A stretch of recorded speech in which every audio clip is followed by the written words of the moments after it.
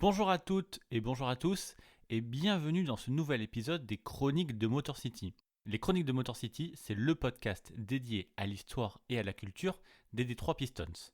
À chaque épisode, nous remontons le temps pour parler des moments et des personnages qui ont compté dans la vie de notre franchise préférée depuis sa création jusqu'à aujourd'hui. Et après un dernier épisode qui parlait du record de points all-time réalisé entre les Pistons et les Nuggets en 1983, on remonte encore un peu plus loin pour atterrir cette fois sur la deuxième partie des années 70. Et si on remonte aussi loin aujourd'hui, eh bien c'est pour parler d'un joueur qui me fascine littéralement et que je pense que vous allez trouver intéressant. Ce joueur, c'est Marvin Barnes. Et là, normalement, à part peut-être les historiens du basket, vous devriez être en train de vous demander qui c'est ce type, qui c'est ce Marvin Barnes et pourquoi on en parle aujourd'hui. Et c'est normal, vous inquiétez pas, puisqu'en fait, depuis très longtemps, Marvin Barnes est un joueur, on va dire, oublié.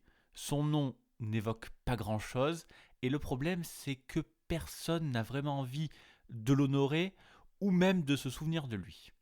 À sa mort, en 2014, il y a eu quelques articles qui sont apparus comme ça un peu sur le net, mais en fait pas grand-chose de plus. Et c'est normal, parce qu'il faut dire que Marvin Barnes était plutôt un personnage au mieux ambivalent, et en fait pour s'en convaincre, il suffit simplement de voir le surnom qu'il portait depuis l'université, à savoir Bad News. C'était Marvin Bad News Barnes. Alors, vous commencez à me connaître avec ce podcast, avec les chroniques de Motor City. Entre les grands moments de l'histoire des Pistons, que tout le monde connaît un petit peu, j'aime aussi bien m'intéresser aux côtés les plus sombres, mais en fait qui ne sont jamais racontés. C'est pour ça que je vous ai parlé de Jack Molinas, le mafieux banni de la NBA, ou de Corleone Young, le lycéen drafté trop tôt et qui a sombré par la suite. Eh bien, avec Marvin Bad News, on passe carrément dans une toute autre dimension. Marvin Barnes, c'est, on va dire, l'histoire d'un joueur qui aurait pu peut-être être l'un des meilleurs basketteurs de tous les temps. C'est en tout cas un joueur qui dominait Julius Erving du temps du prime Dr. J, mais qui a eu le problème de vivre sa vie comme un mec de la rue, en mélangeant violence et surtout cocaïne, et ça avant même d'arriver en NBA. Alors il faudra d'ailleurs remettre les choses dans leur contexte et se dire qu'en fait au milieu des années 70, c'est toute la NBA et surtout aussi la ABA, sa ligue concurrente, qui sont envahis par les cas de cocaïne. Le cas le plus connu, c'est sûrement celui de Len Bias, qui est mort d'une overdose quelques jours après sa draft par les Celtics.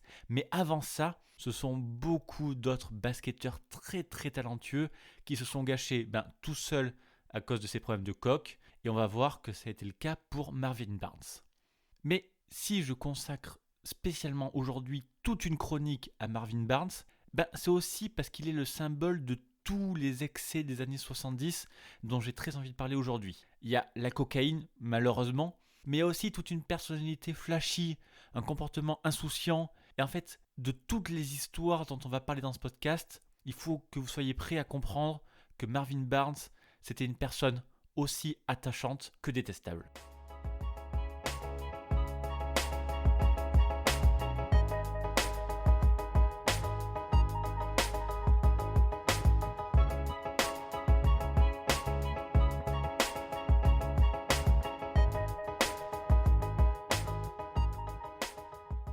Je vais vous parler de la vie de Marvin Barnes pendant tout ce podcast, mais pour ceux qui voudront en savoir plus après, il y a un livre de Mike Carey, ancien rédacteur en chef du Boston Herald American, sur Marvin Barnes. Assez logiquement, un livre qui s'appelle Bad News et qui revient sur tous les excès et sur toute la carrière NBA qui a mal tourné de Marvin Barnes. En 1977, Marvin Barnes est dans sa 3e saison professionnelle et joue aux Detroit Pistons.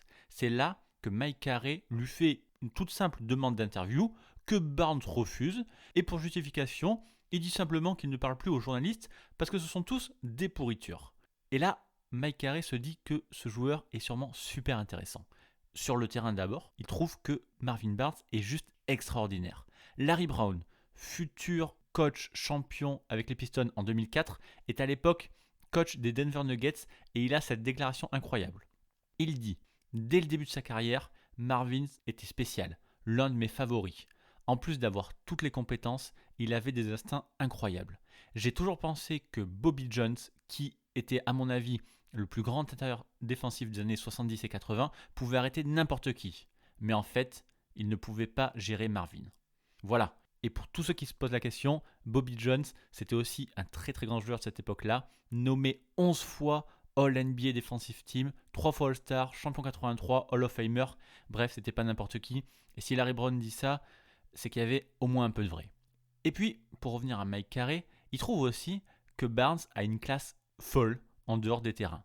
Il a toujours un chapeau hyper classe sur la tête. Il se balade en ville, toujours bien accompagné. Il conduit une Rolls-Royce hors de prix. Et surtout, il possède un téléphone portable. En plus, il est rouge. Mais ça, c'était bien avant que tout le monde en ait un. On est dans les années 70, je vous rappelle. Bref, de toute cette fascination, Mike Carey en a écrit un livre que je vous conseille carrément. Il revient sur toute la carrière de basketteur de Marvin Barnes, mais aussi sur sa passion qu'il avait pour le mode de vie des gangsters de l'époque et qui a sûrement un peu joué dans sa chute. Et puis, ce qui est marrant, c'est que finalement, l'histoire s'est plutôt bien finie, puisque Mike Carey et Marvin Barnes sont devenus amis, et Carey est ensuite devenu le parrain de la petite fille de Marvin Barnes. Bref, voilà, je vous mettrai le livre en description de ce podcast, mais autant commencer, notre histoire par le début, et parler des tout premiers ennuis que Marvin Barnes a rencontrés à la fac et qui lui a offert son surnom de Bad News. Il faut savoir que Marvin Barnes a grandi à Providence, dans le Rhode Island, et plutôt du côté ghetto. Dans toutes les interviews qu'il a fait lors de sa carrière, Marvin Barnes n'a jamais voulu parler de son enfance, qu'il qualifiait tout simplement d'enfance horrible.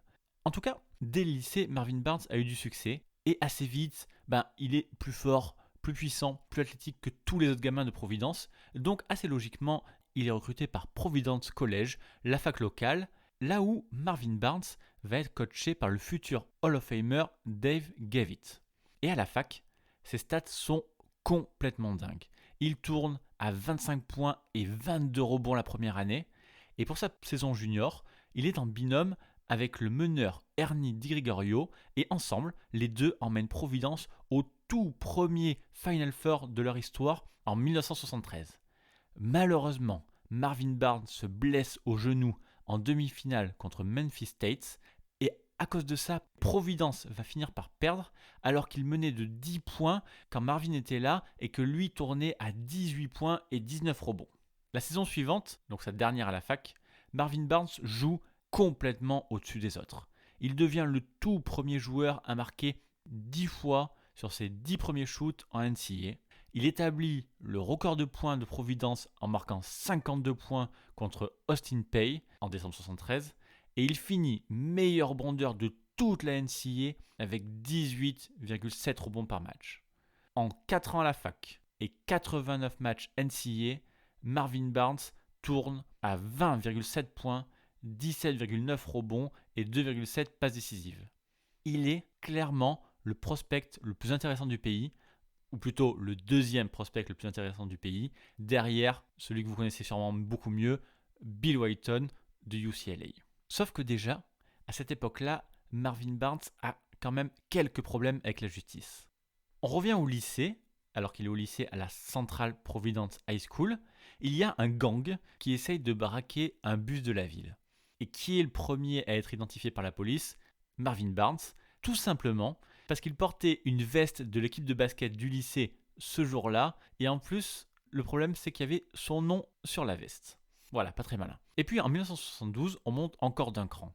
Cette fois à la fac, à Providence, Marvin Barnes se met à agresser un de ses coéquipiers, Lenny Kedvirtis, avec un démonte-pneus. Il est obligé de plaider coupable et le tribunal le condamne à une amende de $10 000 et à 5 ans de mise à l'épreuve. C'est précisément à ce moment-là que Marvin Barnes gagne son surnom de Bad News et que malheureusement pour lui, les premières conséquences tombent. Team USA l'écarte de la sélection pour les Jeux Olympiques de 1972 à Munich à cause de son caractère qui semblait déjà ingérable, alors que comme je vous l'ai dit, avec Bill Walton, c'est complètement les deux meilleurs joueurs du pays. Mais bon, malgré tout ça, à la fin de son cursus universitaire, Marvin Barnes est quand même beaucoup trop fort pour être ignoré. Tout le monde a pu voir ce qu'il a fait avec Providence, et les Sixers n'hésite pas une seule seconde et le sélectionne à la 2e place de la draft 1974. Et évidemment, qui est le seul joueur sélectionné devant lui? Bill Walton, évidemment. Sauf que Marvin Barnes ne va jamais jouer à Philadelphie. À l'époque, je vous l'ai dit en intro, il existe 2 ligues professionnelles de basket aux États-Unis. La NBA, évidemment, et la ABA, sa concurrente.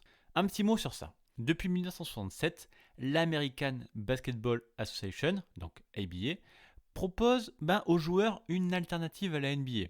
Globalement, l'ABA se veut avoir une image un peu plus ouverte, un peu plus cool. Ils ont comme symbole le ballon bleu-rouge-blanc aux couleurs du drapeau américain. Ils ont des règles qui favorisent les attaquants avec des possessions de 30 secondes. C'est eux les premiers à introduire la ligne à 3 points et c'est aussi eux qui inventent le concours de dunk. Là-bas, tout est plus flashy, que ce soit les maillots ou les pom-pom girls, etc. En fin de compte, c'est quand même assez logique qu'un joueur, pour être gentil, un petit peu hors cadre déjà, comme Marvin Barnes, fasse le choix de l'ABA qui lui correspond carrément plus. Et puis bon, il choisit aussi la meilleure proposition financière, puisque un contrat de 2,2 millions de dollars sur 7 ans, alors pour nous c'est ridicule, mais à l'époque c'était énorme, l'attend en ABA contre seulement 1,6 million en NBA avec les Sixers. Et donc, en 1974, Marvin Barnes devient donc un joueur des Spirits of St. Louis. Et les Spirits, ils lui filent aussi un bonus à la signature de 100 000 dollars que Marvin Barnes va évidemment claquer en quelques semaines. Son tout premier achat, c'est une Cadillac à 15 000 dollars que sa copine finit par détruire quelques jours après seulement, et Marvin apprend ça alors qu'il est à l'échauffement pour son tout premier match pro contre les Spurs. Quand Rudy Markels, l'assistant GM, lui apprend l'information, Marvin Barnes lui dit qu'il est un peu déçu, d'ailleurs il fait un tout petit match avec seulement 6 points, mais qu'il se rattrapera dès le lendemain, et effectivement c'est ce qu'il fait, puisque le lendemain, il achète une Rolls-Royce, cette fois à 35 000 dollars. Mais bon, à part ce début un peu compliqué, la saison rookie de Marvin Barnes est quand même extraordinaire. Il est choisi dans le 5 de départ du All-Star Game 75 et finit sa saison rookie, à 24 points et 16 rebonds de moyenne par match. Il est le 5e meilleur scoreur ABA et le 3e meilleur rebondeur alors qu'il est juste rookie. Alors bien évidemment, il est élu rookie de l'année en battant Bobby Jones et Moses Malone quand même. Et beaucoup l'imaginent peut-être même MVP, mais finalement ce titre est partagé en plus cette année-là entre 2 joueurs, Julius Erving et George McGuinness. En tout cas, grâce à lui, grâce à Marvin Barnes, les Spirits se qualifient pour les playoffs et vont jouer les New York Nets de Julius Erving justement au premier tour.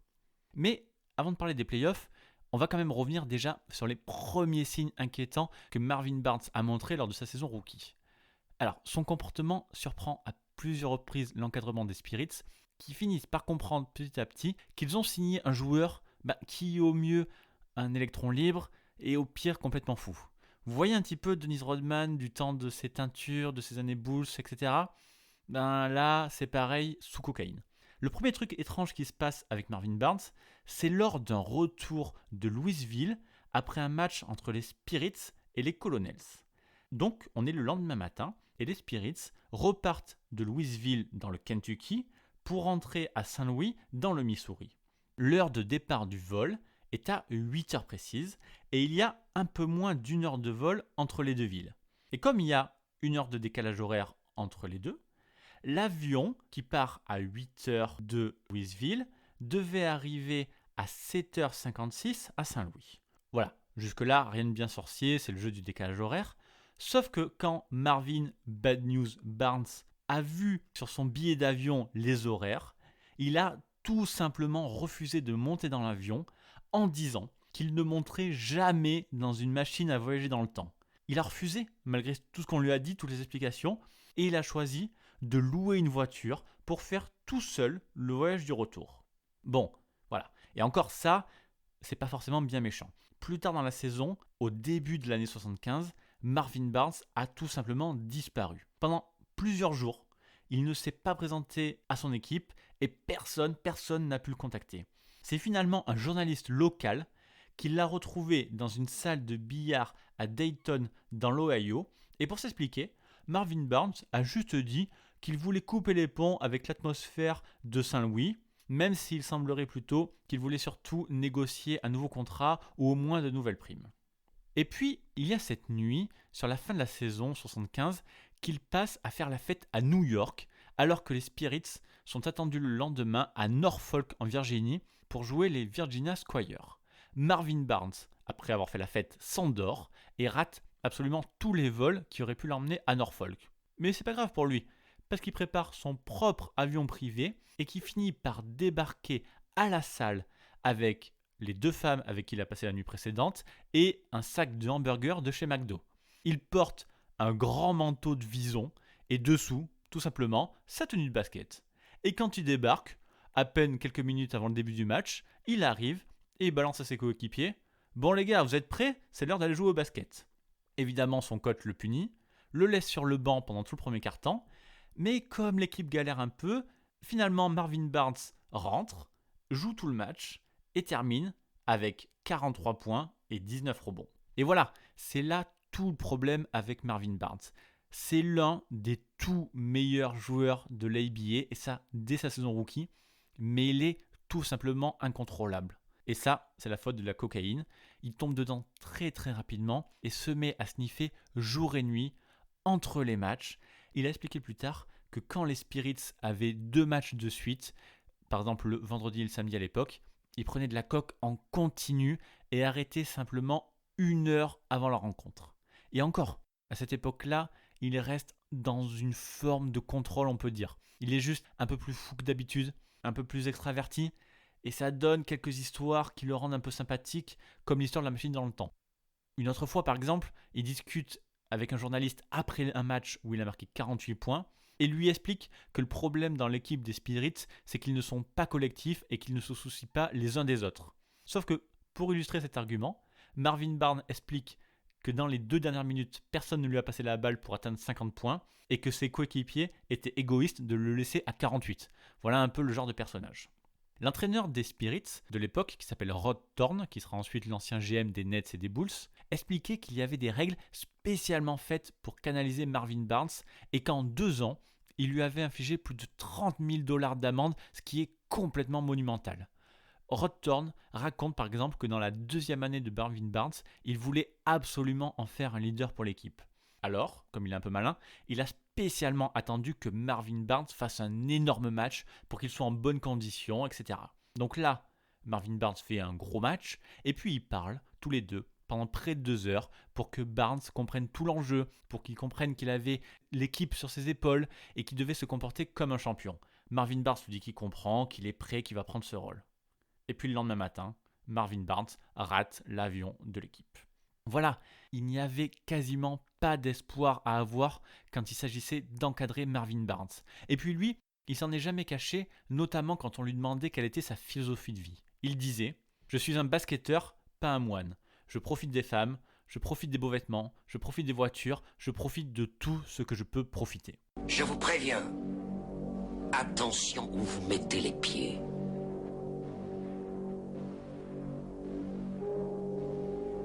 Je mets les pieds où je veux, Little John. Et c'est souvent dans la gueule. Revenons maintenant aux playoffs 1975 lors de la saison rookie de Marvin Barnes. Les Spirits de Saint-Louis affrontent les New York Nets, donc du MVP Julius Erving. Et un mot quand même sur Erving. Il faut comprendre le joueur qu'il était à l'époque.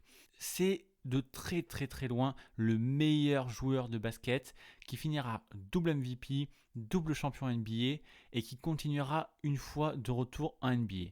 Julius Erving, Dr. J, c'est carrément une icône du sport US. C'est la figure de proue de l'NBA. C'est aussi le pionnier en ce qui concerne les ailiers dominants, alors qu'à l'époque le jeu appartenait simplement aux grands intérieurs. Et pour comprendre son impact sur ce sport, il suffit juste de savoir que Dr. J a été élu par Sport Illustrated comme l'un des 40 athlètes les plus importants de l'histoire, tous sports confondus.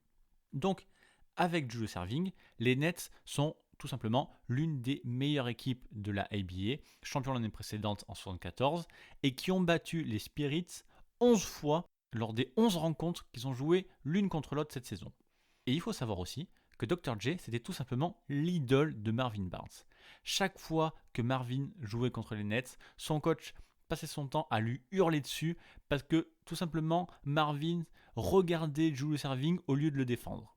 Mais pour ses premiers playoffs, face à son idole, Marvin Barnes a décidé d'être un petit peu plus sérieux. Lors du Game 1, les Nets battent une nouvelle fois les Spirits, mais Marvin Barnes marque 41 points contre 32 pour Julius Erving. Et puis, lors du Game 2, le jour où il reçoit son prix de rookie de l'année, Marvin Barnes marque 37 points, prend 17 rebonds, mais surtout bloque Julius Erving, l'énorme scoreur, à seulement 6 points.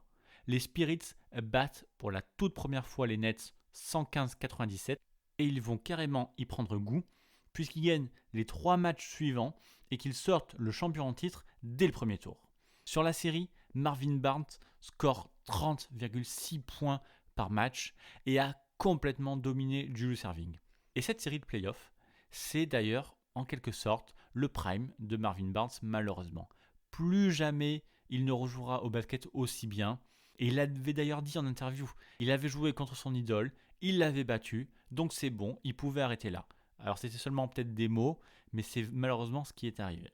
Les Spirits perdent d'ailleurs 4-1 au tour suivant contre les Kentucky Colonels. Marvin Barnes tourne encore à 31 points de moyenne sur la série, mais quelque chose s'est cassé. D'ailleurs, cet été-là, Julius Erving, je le rappelle l'idole de Marvin Barnes, en tant que vétéran, l'appelle au téléphone pour lui parler, pour qu'ils passent du temps ensemble, etc. Et Marvin Barnes, il le laisse tout simplement en attente pendant qu'il est en train de prendre du crack dans son appart avec des filles. Il le dit lui-même, à ce moment-là, Julius Erving c'est son idole, mais c'est aussi un homme droit, c'est aussi un père de famille. En gros, c'est tout ce que Marvin Barnes sur le moment ne veut pas être. Barnes, il dit qu'il voulait être mauvais, qu'il voulait être un gangster. Et là, Marvin devient en fait de moins en moins sympathique. Un jour par exemple, Bob Costas, l'annonceur radio des Spirits, rate un match à Memphis à cause d'un retard de vol. Costas a un peu peur d'être licencié et quand il en parle aux joueurs, tout le monde est désolé pour lui, tout le monde le soutient, etc. Tout le monde sauf un, Marvin Barnes, qui lui dit devant tout le monde de ne pas s'inquiéter, qu'il a déjà une solution pour lui, il cherche, selon ses mots, un petit mec blanc pour conduire sa Rolls-Royce. Voilà.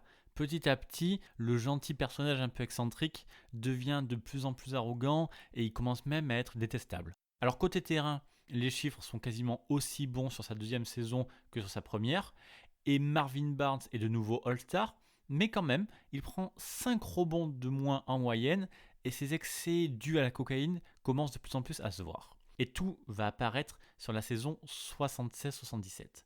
En 1976, l'NBA est obligée de fermer ses portes. La NBA est finalement beaucoup plus solide et l'NBA a trop de pertes financières dans quasiment toutes les franchises. Elle est donc dissoute, mais les Nets, les Nuggets, les Pacers et les Spurs la rejoignent. Toutes les autres équipes disparaissent, donc les Spirits de Saint-Louis, et les joueurs qui font partie de ces équipes-là sont répartis en NBA via une draft de dispersion. Et c'est là que l'histoire de Marvin Bad News Barnes rencontre celle des Detroit Pistons.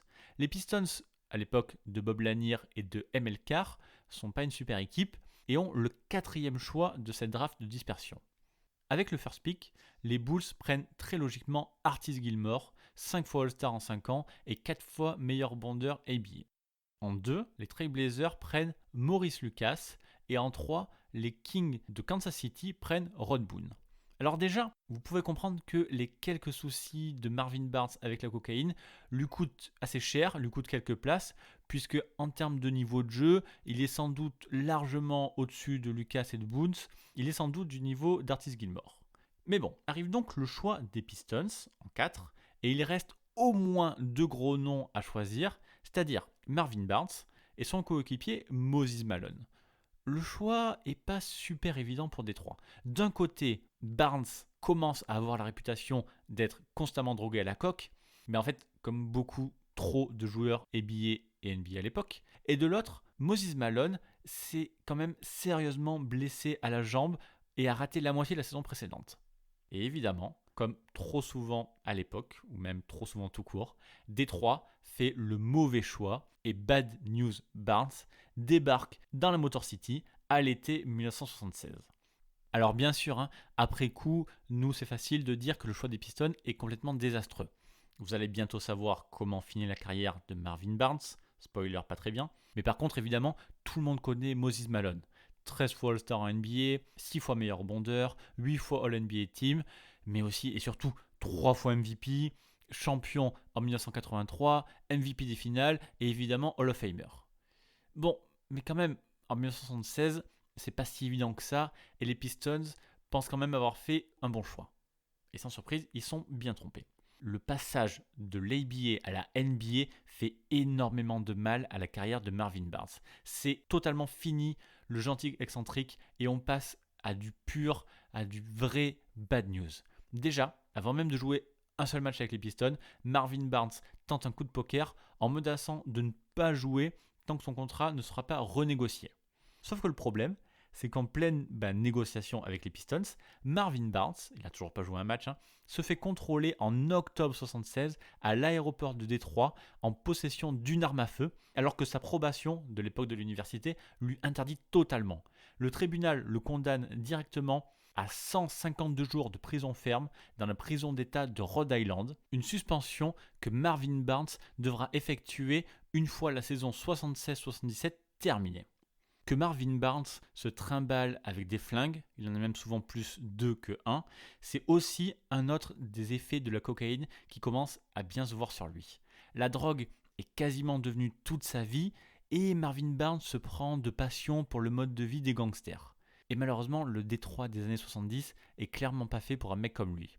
La ville souffre encore des émeutes de 67, le nombre d'arrestations, de crimes et de meurtres augmente chaque année, et le taux de chômage dans la ville est 3 fois plus important que dans le reste des États-Unis. Et visiblement, cette misère sociale se ressent également jusque dans le vestiaire où tout le monde porte une arme. La saison 76-77 des Pistons est d'ailleurs très moyenne, et si Détroit arrive à se qualifier en play-off, c'est uniquement grâce à Bob Lanier.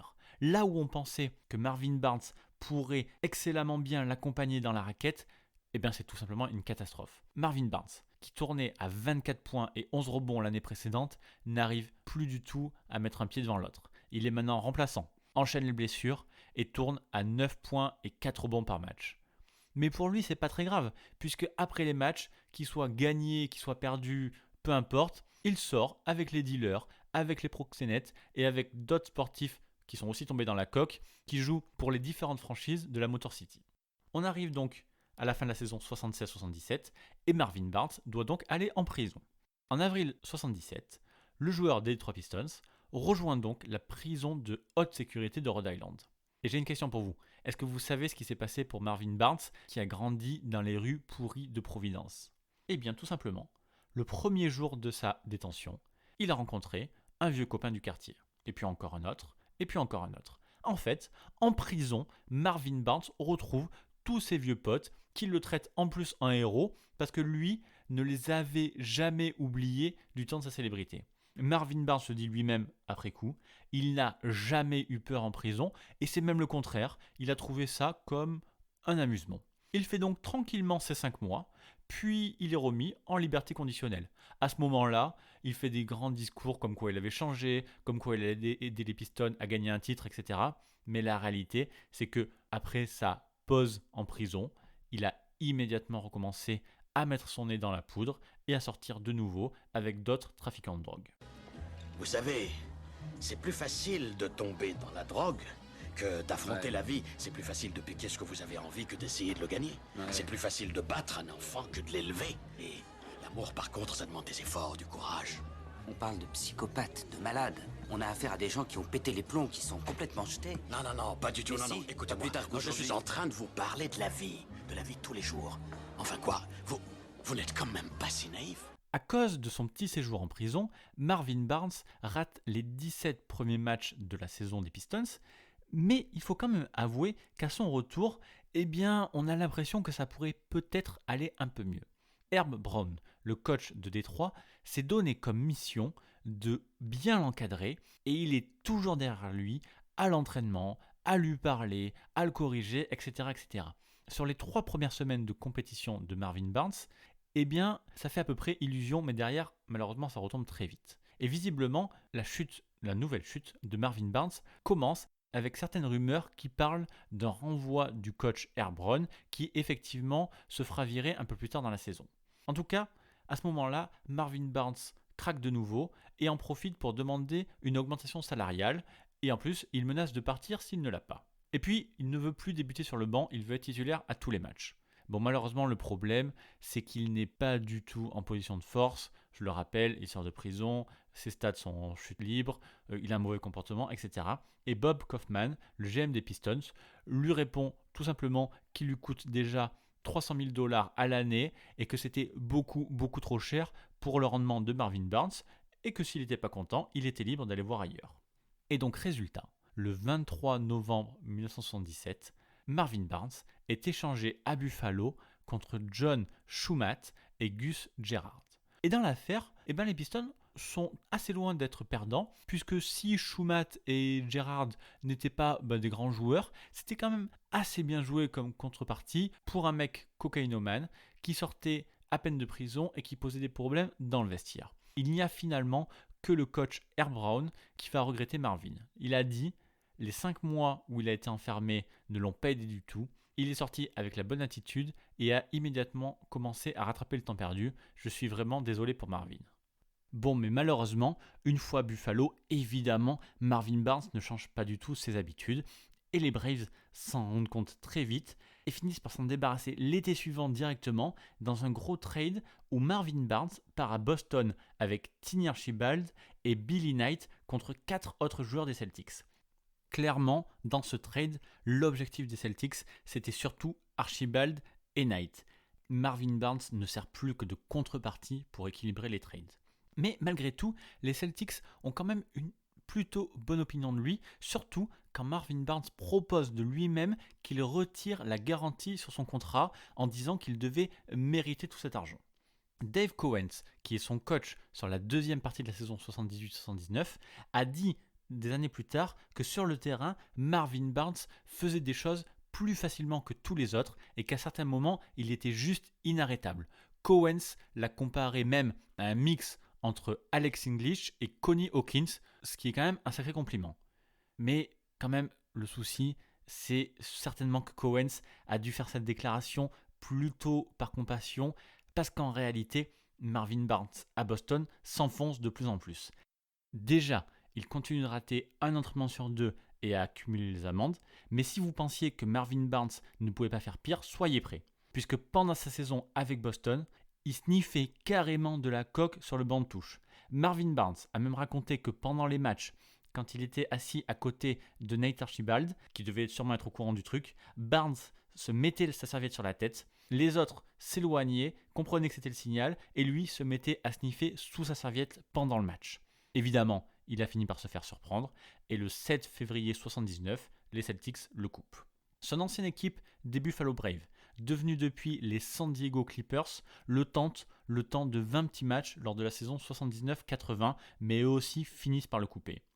Et c'est là la fin de la carrière NBA de Marvin Barnes, mais évidemment pas la fin de sa descente aux enfers. Marvin Barnes part pour l'Europe, en Italie, à Trieste précisément. Mais évidemment, il n'a pas lâché ses mauvaises habitudes et devient rapidement très pote avec un gros dealer local surnommé Ricky le Pirate. Un jour où Marvin participe à une fête chez Ricky, une fête évidemment où la cocaïne est également invitée, la police italienne vient faire une descente. Tout le monde est arrêté et Marvin Barnes passe quelques jours dans une prison italienne.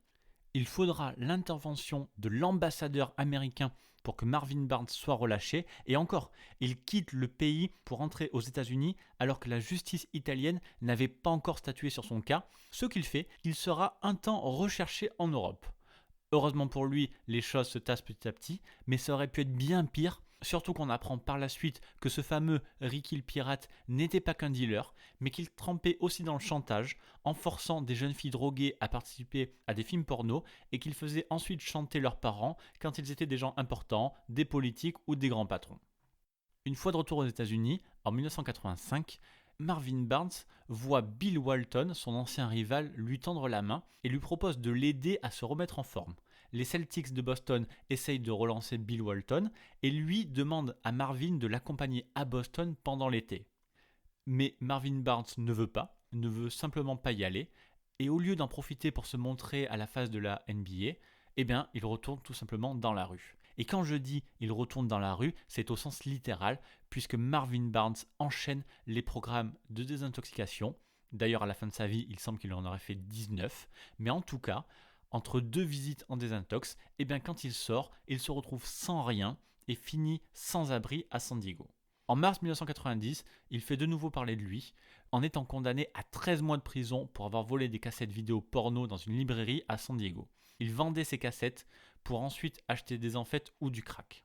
Marvin Barnes retourne donc en prison pour la 3e fois, et d'ailleurs c'est peut-être mieux pour lui qu'il soit enfermé. Dans un article de presse qui date de l'été 90, Marvin Barnes dit qu'il passe son temps à lire la Bible, qu'il va à l'église et qu'il joue même au basket. Parce que oui, il ne faut pas l'oublier, c'est la 3e fois qu'il est en prison, il a été sans abri, il a fait des cures de désintoxication, etc.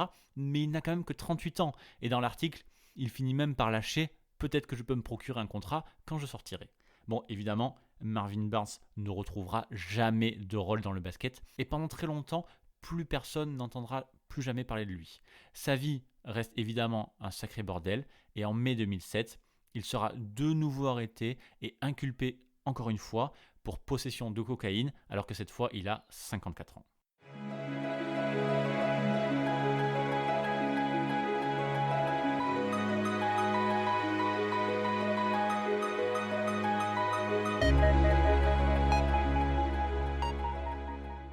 Et puis, le lundi 8 septembre 2014, Marvin Barnes devait à nouveau comparaître devant le tribunal pour sa dernière affaire en date, une sordide histoire d'atteinte sexuelle sur mineurs. En gros, d'après l'accusation, Marvin Barnes, 62 ans désormais, était entré en contact avec une jeune fille de 17 ans pour lui proposer de l'aider à devenir mannequin, mais très rapidement, Marvin Barnes a proposé à la jeune fille de la payer pour avoir des relations sexuelles. De son côté, lui, l'ancien joueur des Pistons, s'est défendu et a assuré que c'était la jeune fille qui avait évoqué ce sujet en premier. Mais bref, quoi qu'il en soit, ce jour-là, Marvin Barnes ne s'est pas présenté au tribunal. On aurait pu penser à une tentative de fuite ou à une consommation excessive de drogue, mais la réalité est plus simple et plus tragique que ça. Et quand la police s'est présentée à son domicile, ils l'ont tout simplement retrouvé mort dans son appartement. Un peu plus tard, ça sera Kevin Statcombe, à l'époque scout des Dallas Mavericks et ancien coéquipier de Barnes à l'époque de Providence, qui confirmera sa mort. Sans trop de surprise, Marvin Barnes était récemment retombé dans la cocaïne. Bob Driscoll, le directeur sportif de la fac de Providence, qui avait retiré le maillot de Marvin Barnes en 2008, déclare le jour de sa mort que Marvin restera dans les mémoires comme l'un des plus grands frères de tous les temps. Bob Costas, annonceur radio des Spirits, dira au Boston Globe que Marvin Barnes était un talent gaspillé, un talent extraordinaire, un talent du Hall of Fame. Je l'ai vu jouer plusieurs matchs contre Julius Erving et être le meilleur joueur sur le parquet. Et effectivement, c'est vrai, quand on regarde le début de carrière de Marvin Barnes, on aurait dû s'attendre à une toute autre destinée. Il est All-Star sur ses 2 premières années. Il est élu au sein de la All-ABA Second Team en 1975. Il est Rookie de l'année en 1975. Il est évidemment dans la All-Rookie First Team, mais surtout, il est élu dans la ABA All-Time Team, c'est-à-dire parmi les 30 meilleurs joueurs de toute la ABA. Et puis en 2005, l'ABA 2000, la relance de la ABA, a choisi de nommer l'une de ses divisions en l'honneur de Marvin Barnes. C'est pour dire le joueur qu'il était. Mais en chemin, celui qui était un personnage attachant, dont l'arrogance pouvait être un peu oubliée par son attitude flashy et cool, en fait, il finira par perdre son immense talent. Trop de violence, trop d'amour pour la vie de gangster, et surtout un penchant beaucoup trop fort pour la cocaïne. Voilà, je crois qu'on a fait le tour du personnage de Marvin Barnes. Personnellement, je crois pas qu'on ait vu un parcours aussi fou chez les Pistons, même pas Jake Molinas, et peut-être même dans toute l'histoire du basket, ABA et NBA, il n'y a peut-être pas un personnage comme Marvin Barnes. D'ailleurs, si vous en voyez un, n'hésitez pas à venir m'en parler sur les réseaux ou autre, c'est toujours les histoires que j'aime bien. Ça finit malheureusement de manière assez tragique, mais c'est bizarrement toujours assez fascinant. Bref, nous voilà à la fin de ce podcast. Je n'ai plus qu'à vous dire, comme d'habitude, que les chroniques de Motor City sont à retrouver partout, sur Apple Podcast, sur Spotify, sur Google Podcast, sur Deezer et sur toutes les applis de podcast comme Podcast Addict sur Android. Si vous voulez donner un coup de main comme d'habitude et que vous utilisez Apple Podcast, prenez 2 minutes pour mettre une note et un commentaire sur les chroniques de Motor City. Ça aiderait beaucoup à faire découvrir le podcast. Et sinon, tout simplement, parlez-en autour de vous. Ça nous permet de toucher encore plus et encore plus de gens. En attendant le prochain numéro, je vous invite à me retrouver sur Twitter @pistonfr et sur le site pistonaffaires.com. Merci encore pour votre soutien et à très bientôt pour une prochaine chronique.